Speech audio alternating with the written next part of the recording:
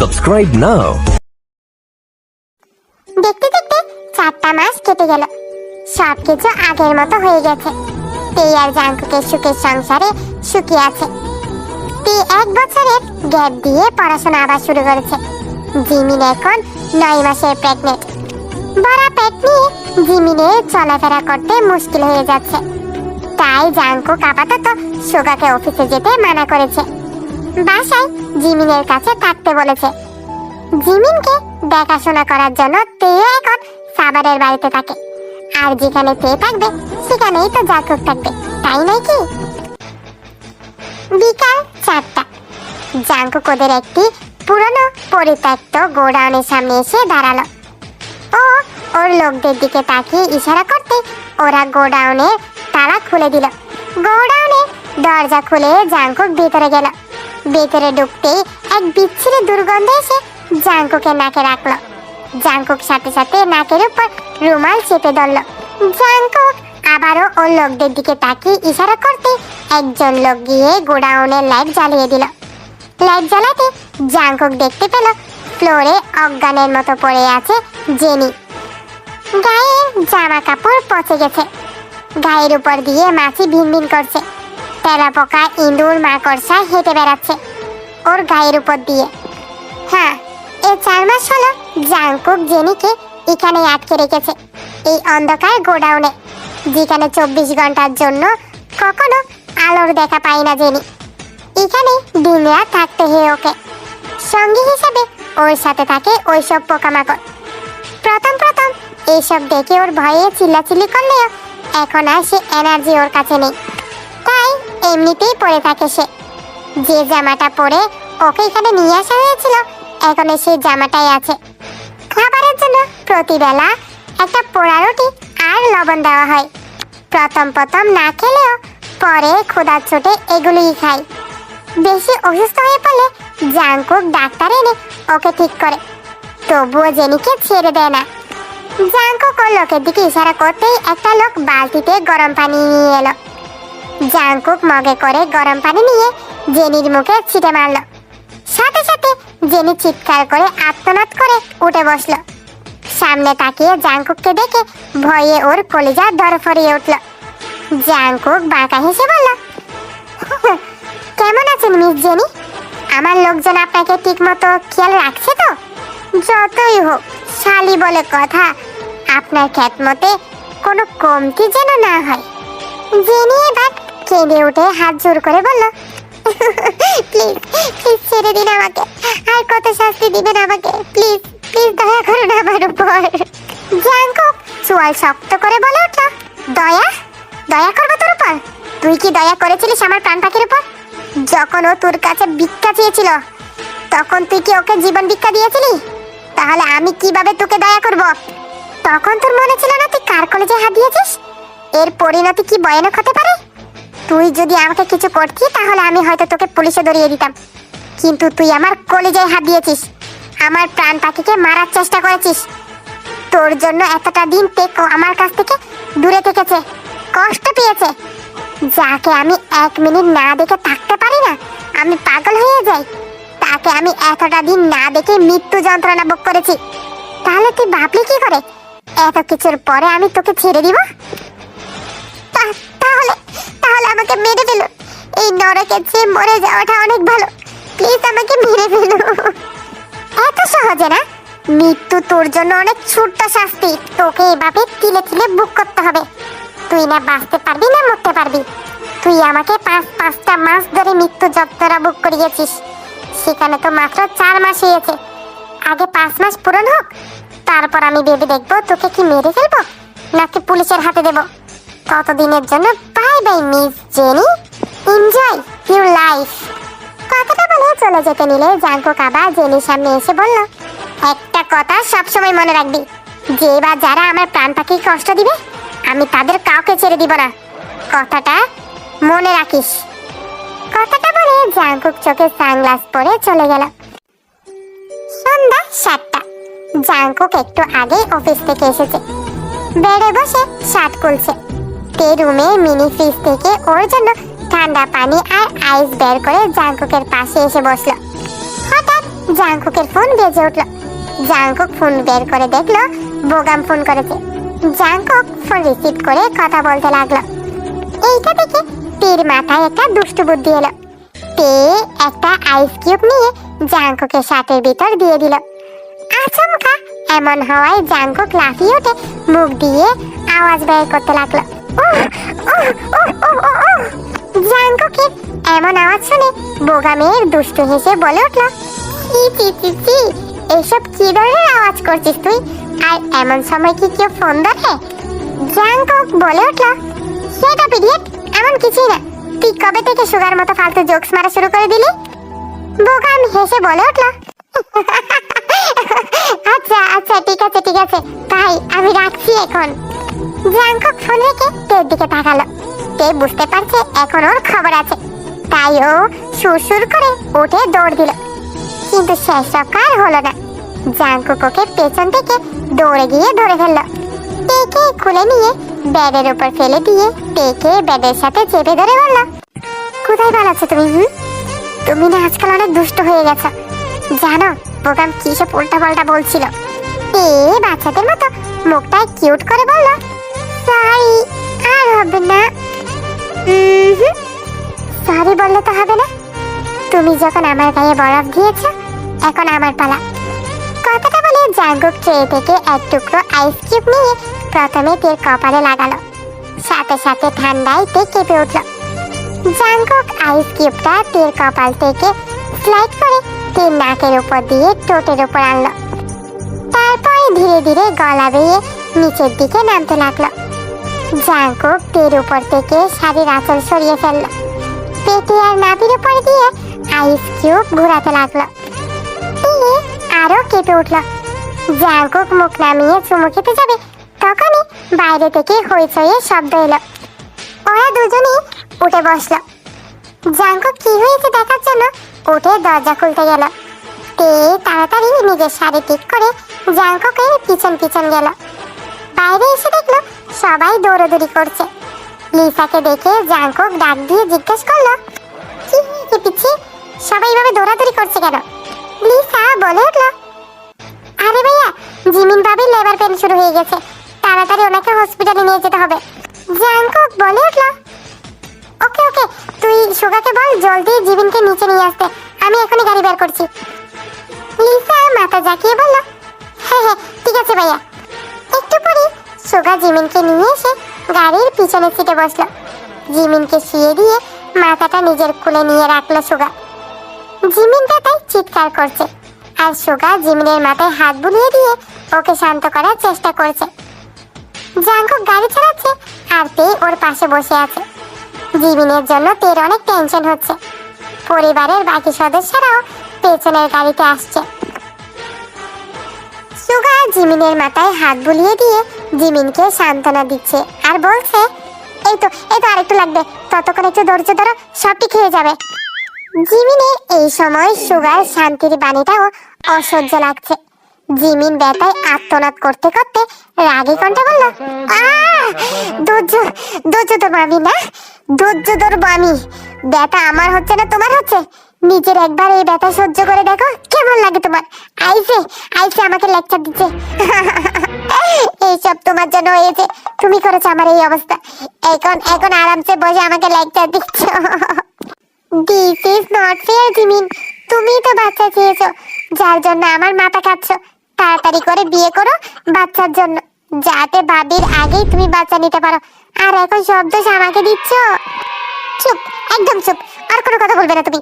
তোমার দোষ মানে তোমার দোষ, আর কোনো কথা না, চুপ একদম। জাংকুক সুগাকে ধমক দিয়ে বলল, শাট আপ সুগা, তুই কি পাগল হয়ে গেছিস? এমন সময় ওর সাথে তর্ক করছিস? আরে জিমিন এখন হুঁশে নেই ও কি বলছে, তাই ওর কথা গায়ে নিস না। ওর এখন ব্যথায় মন মানসিকতা কিছুই ঠিক নেই, তাই তো সবকিছু আবল তাবল বলে যাচ্ছে। সুগা মাথা চাকিয়ে সাই দিল। 20 মিনিট পর ওরা হাসপাতালে নিয়ে এলো। জিমিনকে স্ট্রেচার করে ভেতরে নিয়ে গেল। ডাক্তারকে আগেই ফোন করে জানিয়ে দেওয়া হয়েছিল, তাই সবকিছু আগে থেকে রেডি আছে। জিমিন সুগার হাত ধরে বলল, দেখো তুমি কিন্তু আমার সাথেই থাকবে, একদম আমাকে একা রেখে যাবে না। সুগা বলে উঠল, আমাকে তো ভেতরে আসতে দিবে না। জাঙ্কুক বলে উঠল, সমস্যা নেই, এই হসপিটালের মালিকের সাথে আমার পরিচিত, আমি কথা বলে নিব, তুই জিমিনের সাথে যা। সুগা মাথা ঝাঁকালো। একটু পরে জিমিনকে নিয়ে ওটিতে ঢুকলো। বাকি সবাই বাইরে অপেক্ষা করছে। একটু পরে ডক্টর আসলো। ডক্টর দরজা খুলে পায়ের নিচে থাকা তারের সাথে বেজে টাচ করে ফ্লোরে উচুটকেই পড়ে গেল। সুগা দৌড়ে এসে ডক্টরকে টেনে তুলে বলল, আপনি ঠিক আছেন ডক্টর? ডক্টর সুগাকে দেখে বলল, আরে আপনি এখানে কি করছেন? আপনার তো ডেলিভারি হবে, আপনি শুয়ে পড়ুন বেডে। ডক্টরের কথায় সুগা ভেবাচাকা খেয়ে গেল। কি বলছে এই লোক, আমার ডেলিভারি? তখনই একজন নার্স দ্রুত এসে নিচে পড়ে থাকা ডক্টরের চশমাটা উঠিয়ে ডক্টরকে চোখে পরিয়ে দিয়ে জোরপূর্বক হাসার চেষ্টা করে বলল, ডক্টর আপনি না চশমা ছাড়া কিছুই দেখতে পারেন না, পেশেন্ট উনি না, ওনার ওয়াইফ মিসেস জিমিনা। ডক্টর বলে উঠল, জানি না, এই সময় তুমি কিছুই জানো না মানে কি? নার্সটি বিরক্ত সুরে বলল, জানি না না, জিমিনা জিমিনা। উফ, আপনার বোধহয় কানের মেশিনটাও পড়ে গেছে। কথাটা বলে নার্স নিচের দিকে তাকিয়ে এদিক ওইদিক খুঁজতে লাগলো ডক্টরের কানের মেশিনটা। খুঁজে পেয়ে ডক্টরের কানে মেশিনটা লাগিয়ে দিল। এইসব দিকে সুগা বেচারার অজ্ঞান হওয়ার উপক্রম। এই কেমন ডাক্তার? এইদিকে জিমিন ব্যথায় চিল্লাতে লাগলো। সুগা তাড়াতাড়ি জিমিনের কাছে এগিয়ে গেল। ডক্টর জিমিনের কাছে এসে জিমিনকে চিল্লাতে দেখে একদম শান্ত সুরে ঋষি মনীষী গুরুজনদের মতো করে বলল, no more sound, no violence. চিল্লাচিল্লিতে কখনো কোনো কাজ সমাধান হয় না। নিজেকে সবসময় আমাদের মনকে শান্ত রাখতে হয়। যাই হয়ে যাক না কেন, আমাদের কখনো উত্তেজিত হওয়া যাবে না। ধৈর্যের সাথে কাজ করতে হবে। ডক্টরের কথা শুনে জিমিন রাগে কটমট করছে। ইচ্ছে করছে এইটারে এক্ষুনি লাথি মেরে উগান্ডায় পাঠিয়ে দিতে। জিমিন দাঁত কিরমির করে সুগার দিকে তাকিয়ে আস্তে করে বলল, এই কার্টুনটাকে কোথা থেকে ধরে নিয়ে এসেছো? কি বলছে ছাগলের মতো? তাড়াতাড়ি কিছু করে, না হলে কিন্তু আমি এই ডাক্তারের বাচ্চাকে খুন করে ফেলবো।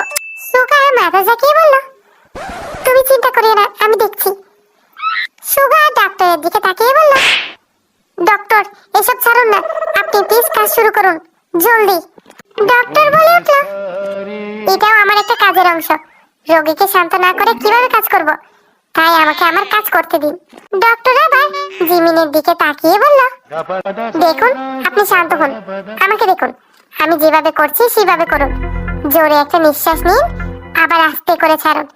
Breathe in, breathe out, breathe in, breathe out. Jimin আর সহ্য করতে পারল না। এত তো ব্যথায় যন্ত্রণায় ছটফট করছে, তার উপর ডক্টরের ফালতু প্রসেসর শুরু করে দিয়েছে। জিমিন রাগের মাথায় ফেটে যাচ্ছে। জিমিন দুই হাতে ডক্টরের কলার টেনে জাকাতে জাকাতে রাগে কণ্ঠে বলল, এই ডক্টরের বাচ্চা, কি বলছিস তুই? কেতা পরি তোর শান্ত হওয়ার? শান্ত হবে না? মজা চলছে এখানে? আমি এখানে যন্ত্রণায় মরে যাচ্ছি আর তুই আমার সাথে জোকস করছিস? তাড়াতাড়ি এই বাচ্চা বের কর, না হলে এক্ষুনি তোর জীবনকে আমি শান্ত করে দিব। অবস্থা বেগতি দেখে সুগা আর নার্স মিলে ডক্টরকে আর জিমিনকে টেনে ছাড়ালো। ডক্টর ছাড়া পেয়ে হাঁপাতে লাগলো। তাড়াতাড়ি পকেট থেকে ইনহেলার বের করে মুখে লাগিয়ে জোরে জোরে নিঃশ্বাস নিতে লাগলো। তারপর হাঁপাতে হাঁপাতে বলল, এমন কেউ করে? জানেন আমি হার্টের পেশেন্ট, 3 বার আমার হার্ট সার্জারি হয়েছে। যদি এখন আমার কিছু হয়ে যেত তখন? সুগা ডাক্তারকে বলল, সরি ডক্টর, প্লিজ কিছু মনে করবেন না, আসলে ও ব্যথা এমন করছে, প্লিজ আপনার কাজ শুরু করুন। ডক্টর মাথা ঝাঁকিয়ে বলল, ঠিক আছে আমি দেখছি। কথাটা বলে ডক্টর জিমিনকে চেক আপ করতে নিলে হঠাৎ ডক্টরের ফোন বেজে উঠল। ফোন দেখেই ডক্টর ভয়ে থরথর করে কাঁপতে লাগলো। কাঁপতে কাঁপতে তড়িঘড়ি করে ফোন বের করে বলল, হ্যাঁ বেবি, কি হয়েছে? আমি কিন্তু বাসার সব কাজ করে এসেছি, ঘর মুছেছি, থালা বাসন দিয়েছি, কাপড় কেচেছি, তারপর তোমার জন্য নাস্তা বানিয়ে টেবিলে রেখে এসেছি। তুমি খেয়ে নিও কেমন? তুমি চিন্তা করো না, আমি এসে তোমার পাও টিপে দিব। আমি এখন রাখি, আসলে আমি এখন ওটিতে আছি তো। ওকে, বাই বাই বেবি। ফোনটা কেটে একটা স্বস্তি নিঃশ্বাস ফেললো ডক্টর। এইসব দেখে জিমিন আর সুগা দুইজনই বিরক্ত চরম পর্যায়ে। সুগা বলে উঠল, এইসব কি ডক্টর, ওটিতে কেউ ফোন নিয়ে আসে? আপনি ফোন বাইরে রেখে আসতে পারেননি? ডক্টর করুণ সুরে কাঁদো কাঁদো গলায় বলল, কি করব ভাই, আমি যদি ফোন রিসিভ না করি তাহলে আমার যে দজ্জাল বউ সোজা এই ওটিতে চলে এসে আমারই অপারেশন করে দিবে। কি বলবো দুঃখের কথা, আমার বউ কোনো বউ না, সে একটা লেডি ভ্যাম্পায়ার, সব সময় ধারালো দাঁত বের করে রাখে আমার রক্ত চুষে খাওয়ার জন্য। কথাগুলো বলে ডক্টর বাচ্চাদের মতো কান্না করা শুরু করে দিল। এইসব দেখে সুগার বিরক্ত চরম পর্যায়ে। জিমিন পারছে না ডক্টরের মাথা ফাটিয়ে দিতে। ওরা কোন পাগলের পাল্লায় পড়লো আল্লাহ জানে। এখন ওর আর ওর বাচ্চার কি হবে? সুগা বলে উঠল, ভাই আপনার দুঃখের কাহিনী পরে শুনবো, আপনি প্লিজ আমার ওয়াইফকে একটু তাড়াতাড়ি দেখুন। ডক্টর একটা দীর্ঘশ্বাস ছেড়ে বলল, দেখছি দেখছি। কথাটা বলে ডক্টর জিমিনকে চেক করতে লাগলো। হঠাৎ ডক্টর ফ্লোরে পড়ে গেল। ফ্লোরে পড়ে থরথর করে কাঁপতে লাগলো। এইটা দেখে সুগা ঘাবড়ে গেল। ওর আবার কি হলো? এইটা দেখে একটা নার্স তাড়াতাড়ি ডক্টরকে একটা ওষুধ খাইয়ে দিল। একটু পরে ধীরে ধীরে ডক্টর ঠিক হয়ে গেল। তারপর উঠে দাঁড়িয়ে বলল, সরি ডিস্টার্বেন্স, আসলে আমার মিল্কি রোগ আছে, তাই মাঝে মধ্যে এই রোগটা জেগে ওঠে। ইটস ওকে, এখন আমি ঠিক আছি, লেটস কন্টিনিউ। সুগা বলে উঠল, ডক্টর এমন কোন রোগ কি আছে যা আপনার নেই? আমার তো মনে হচ্ছে পুরো দেশেরও এমন কোন রোগ নেই যা আপনার মধ্যে আছে। ডক্টর মুস্কি হেসে বলল, আসলে ঠিকই বলেছে, আসলে ছোটবেলা থেকে না আমার অনেক রোগ, তাই তো আমার মা বাবা আমাকে ডক্টর বানিয়েছে, যাতে আমার এত রোগের জন্য টাকাগুলা অন্য ডক্টরকে দিতে না হয়, আমি নিজের থেকে নিজেই করতে পারি।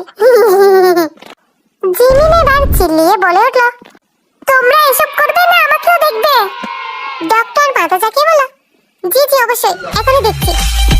ডক্টর জিমিনকে দেখে বলে উঠল, হ্যাঁ বাচ্চা পজিশন মতো চলে এসেছে, আপনি একটু জোরে জোরে পুশ করুন। সুগা জিমিনের মাথায় হাত বুলিয়ে বলল, পুশ করো জিমিন, পুশ করো। জিমিন জোরে জোরে পুশ করতে লাগলো। ঘেমে নিয়ে একাকার অবস্থা হয়ে গেছে জিমিনের। এইদিকে সুগা শুধু বারবার বলেই যাচ্ছে, পুশ করো জিমিন, পুশ করো, পুশ করো, ইয়েস পুশ করো, পুশ পুশ পুশ পুশ করো জিমিন, পুশ করো, পুশ করো জিমিন। জিমিন অসহ্য হয়ে রাগে সুগার গালে একটা ঠাস করে চড় মেরে দিল। কি বারবার কি কথা বলছো? করছি তো, এখন কি হাতুড়ি দিয়ে ঠেলে পাঠিয়ে দিব? সুগা বেচারা গালে হাত দিয়ে চুপ করে রইল। জিমিন এবার জোরে পুশ করলো। একটু পরে বাচ্চার কান্না শব্দ এলো। ডক্টর বাচ্চা কোলে নিয়ে বলল, কংগ্রাচুলেশনস, আপনাদের ছেলে হয়েছে। সুগা আর জিমিন খুশিতে কেঁদে উঠলে একজন আরেকজনকে জড়িয়ে ধরে। একটু পরে বাচ্চাকে পরিষ্কার করে এনে সুগা আর জিমিনের কোলে দিল। সুগা বাচ্চার কপালে চুমু খেয়ে তারপর জিমিনের কপালে চুমু খেয়ে বলল, থ্যাংক ইউ জিমিন, আমার জীবনের সবচেয়ে বড় খুশি দেওয়ার জন্য। ডক্টর বাইরে এসে সবাইকে খুশির সংবাদ দিয়ে দিল। সবাই খুশিতে আত্মহারা হয়ে উঠল। তে খুশিতে জাংকুককে জড়িয়ে ধরল। সুগার বাবা পুরো হসপিটালে মিষ্টি বিতরণ করলো। একটু পরে জিমিনকে কেবিনে শিফট করা হলো। সবাই কেবিনে এলো বাবু দেখার জন্য। সবাই একে একে করে বাবুকে কোলে নিয়ে আদর করলো। তেও এসে বাবুকে কোলে নিল। জিমিন মুস্কি হেসে বলল, দেখতে তোর জামাই কিন্তু চলে এসেছে, এখন আমার বৌমাকে তাড়াতাড়ি নিয়ে আয়। জিমিনের কথায় তে লাজুক হেসে জাংকুকের দিকে তাকালো, কিন্তু জাংকুকের কোনো রিয়াকশন দিল না। 2 দিন পর জিমিনকে আর বাচ্চাকে বাসায় নিয়ে আসা হলো।